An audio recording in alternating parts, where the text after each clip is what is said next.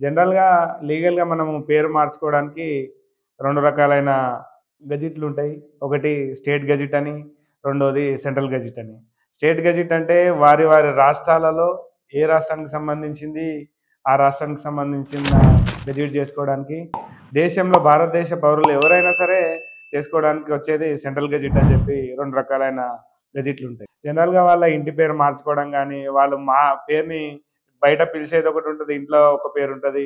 బయట పిలిచే పేరుని మనం ఇంటి పేరుని యాడ్ చేసుకోవడం గానీ, జనరల్‌గా వాళ్ళకి నచ్చినట్టు పేరు మార్చుకోవడం గానీ, సమాజంలో వాళ్ళని ఏ పేరుతో గుర్తిస్తారో ఆ పేరుతోటి వాళ్ళ పేరుని గానీ, వాళ్ళ ఐడెంటిటీని గానీ మార్చుకోవడానికి ఈ సెంట్రల్ గెజిట్ గానీ, స్టేట్ గెజిట్ గానీ మనం చేర్చుకోవడానికి ఆస్కారం ఉంటది. జనరల్‌గా చాలామంది పేరు మిస్టేక్ గానీ, లెటర్ మిస్టేక్ గానీ, ఇంటి పేరు పెళ్లి తర్వాత కొంతమంది ఇంటి పేరుని మార్చుకుంటా ఉంటారు. ఇది జనరల్‌గా లీగల్ ప్రొసీడింగ్స్ ప్రకారంగా మనము గెజిట్ ద్వారా గెజిట్‌ని నోటిఫికేషన్ చేసిన తర్వాత పేరు మార్చుకుంటే వాళ్ళు అన్ని డీటెయిల్స్ కూడా మార్చుకోవడానికి లీగల్‌గా ఆస్కారం ఉంటుంది.